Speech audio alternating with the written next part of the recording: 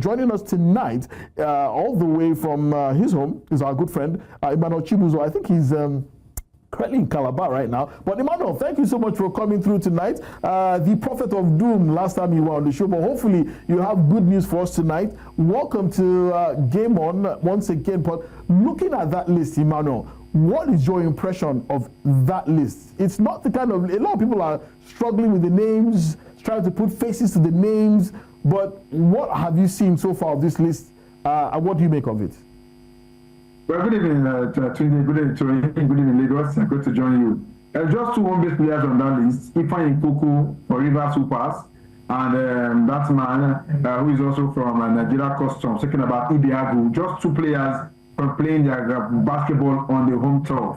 The truth be said, the last time we spoke, you made me sound like a prophet of doom.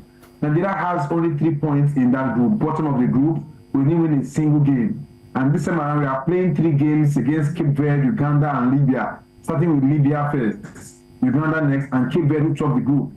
I'm not optimistic with what I'm seeing right now from that list of players, because the guys who executed the last round of qualifiers, the foreign-based players, the Chimezeme Chuzor, this one, who now plays for Barcelona, Josh Okogie for the Charlotte Hornets, they are not even here anymore. Even Jahil Okafor, who used to play for the 76ers, is not even in the team anymore. So a lot of our players who played their trade in the NBA or some of the best teams in the world, Black Caesar, Ike Jogu is not on this list as well. He's likes of Jordan Umora. The foreign-based players we have, Ike Nwamu, the captain of the team, has been in and around the team. I'm not confident with what I'm seeing with this list at the moment. We need to win all 3 of our games, and sometimes we win convincingly because we have a -17 in terms of differentials, which means the margin with which we lost those other games also came up against us big time. So the truth is said, I'm not confident with what I'm seeing in this list in terms of players, just 2 home base. The best team on the continent in Nigeria right now is River Supers, and we also have Reeves and Reed. They got to the finals the last time around and they lost to River Supers. They should dominate this list. They are not here, just 2 of them. One for River Supers, one from Nigeria Customs. Yes, sorry, Emmanuel, sorry to cut you short, but if I get you correctly, what you're saying is that you feel that more players from the domestic team should be included in this team, despite the fact that we're pretty much on the back foot. We need to win 3 games, but you're advocating for more players from the Nigerian Premier Basketball League in this team. Do I get you correctly? Anything we're doing is we're doing well. If you want to go with the foreign base, go with the foreign-based players. If you want to go with your home-based players, go with your heart. The super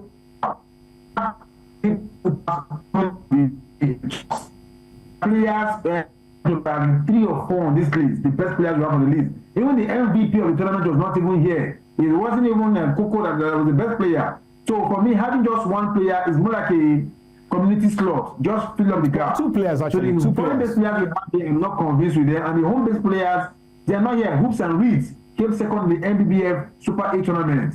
They have no player on this list. So it's more of, even the coach, Abdul Rahman himself, he's just more like a late-minute inclusion to tinker these boys.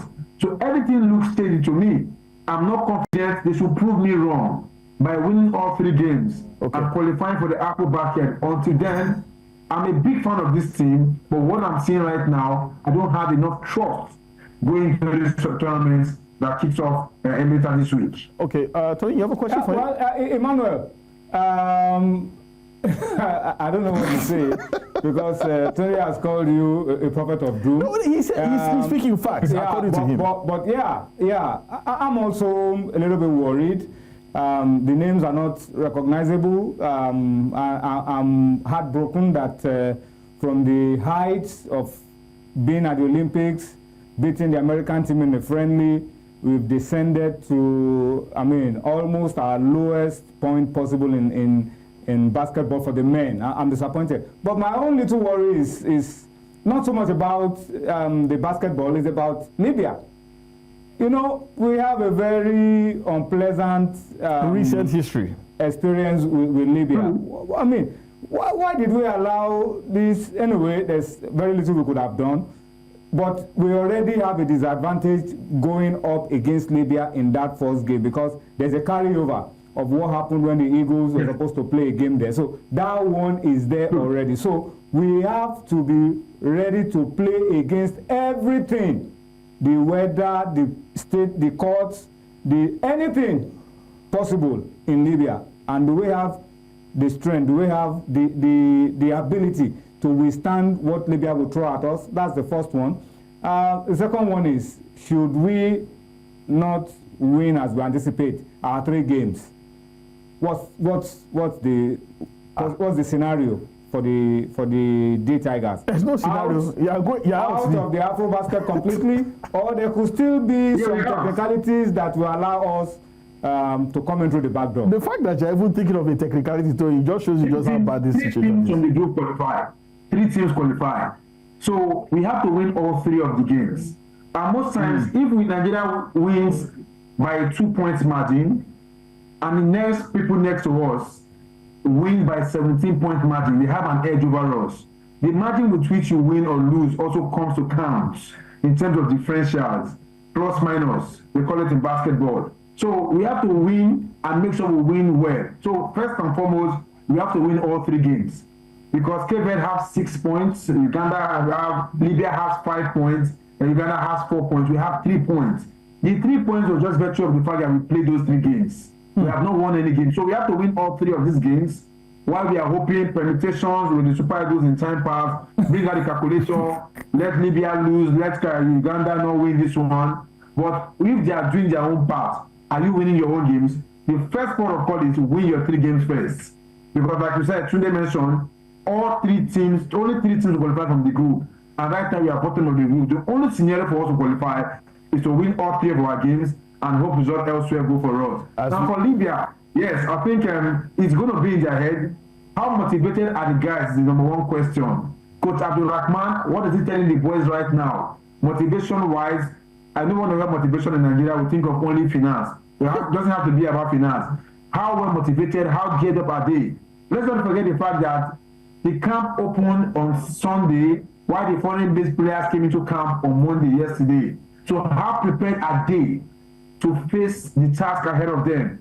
Libya first. The truth be said, I don't see them winning all 3 games. If they win 1, 2, fine. Even when we had a team Ezeme of this world, in the last round of qualifiers, they didn't win any of the games. When we had the Joshua Kogi, they didn't win any of the games. Now these guys are not there. How will these guys be motivated to go all out is what I don't know. So today, if they qualify, I'll be happiest of them all. But should be said, I'm not motivated. I'm not happy. I want to ask again, Emmanuel. I want to ask again. Where is Ogodaudu? Ogodaudu was, part of the setup. Where is Ogodaudu? Because his experience, Coach of River Supers, working with local lads, his experience working under pressure at short notice to tinker the team. So some of those games that we played in the past is so useful. Yeah. So where's Ogodaudu in all of the mix? Is he still part of it, or is completely out of it? He's not in it. The last time we spoke, I was telling Tunde, he was because of how good he was taken to go and train with the NBA team in the summer league. He trained with the 76ers, the assistant trained with the other team, Indiana Pacers. So he has had so much exposure. I noticed the last time, Ogodaudu should have been a part of this team, a part of this mix. He's not here at all. And it's a big cause for worry. He's no more looking like someone knows somebody that is being drafted to tinker this team. The last time we spoke, I mentioned Ogodaudu's name not on the list, because he's one of the renowned names in Nigerian coaches at the moment, and not here at all. And like I keep saying, River Supers are the best Nigerian basketball team at the moment. Hoops and Reeds are the second best team in Nigeria at the moment. And just one player from River Supers, none of them from Hoops and Reeds. I just think there's a big question mark. If this guy surprised me by winning all 3 games to qualify, I'll cheer them to the high heavens. I'll do a campaign for them. But truth be said, I don't want to build castle in the sky. I'm not expecting any miracle from these guys. I get you very clearly, loud and clear manner. But before we go, I have to ask you this question. A lot of people have been wondering about this list. They've looked at it. Like I said, they don't recognize most of the names there. We have lots of players in the NBA, the likes of Gabe Vincent, who was recently elected as vice president of the NBA's players representatives. So they're asking, why are there no NBA players on this roster? knowing that this is the team that's supposed to qualify for AfroBasket? The answer I will give is just one. From the last experience with the last Olympics, before they release them, the clubs demand for insurance for the players. NBBF cannot provide insurance for the players. How much is this insurance that we're talking about? Insurance that Vincent will play and come back, even if he gets injured, you take care of him. You cannot provide the insurance. Nobody's going to release that player to you. Yeah, so I'm asking, so how much is this insurance we are talking about, Emmanuel? Maybe something that you and I can do crowdfunding and even pay it. Yes. I think in terms of injuries, speaking of injuries, why play for your national team? And for the players, they make their money there. Okocha once said, nobody gets rich playing for the national team, which is true. So they make their ends, their dollars, playing for their club sides. For the club, by releasing these players, how well can you guarantee us that if anything happens to him, you will be responsible to take care of them? Wow. And because you're not providing all of that, the NBBF is not making all of that available for them. The LA Lakers, the 76ers, the Charlotte Hornets, the Barcelona team will not release their players to come. And like you said, as little as it may sound, is why we are not getting our best players. Yes, the NBA season is on at the moment, but these guys will gladly come to don the national team jerseys. But with no insurance, if I were in their shoes, I will also not come. With no insurance today, no insurance. There is no discussion. No, that's the least we could have done for any, because true. When you are coming to play for your national team and nobody is insuring you, yeah, true. The least anyone can do is to tell you that, look, come and play. If anything happens, and this insurance could run out to as much as maybe $30,000 or $40,000 per player. Now, if you're talking about a roster of 12 players, you're talking $40,000 each per player. They can't afford it. But Emmanuel Chibuzor, thank you so much for joining us tonight again, discussing this issue of the Nigerian men's national basketball team who are trying to qualify for the 2025 AfroBasket. It's not looking particularly good, but hopefully they can prove you, me, and the rest of Nigerians wrong. Thank you so much, Emmanuel Chibuzor. We'll be keeping in touch with you, keeping tabs on you, with you as this continues. Thank you so much. Thank you, Emmanuel. Thank you.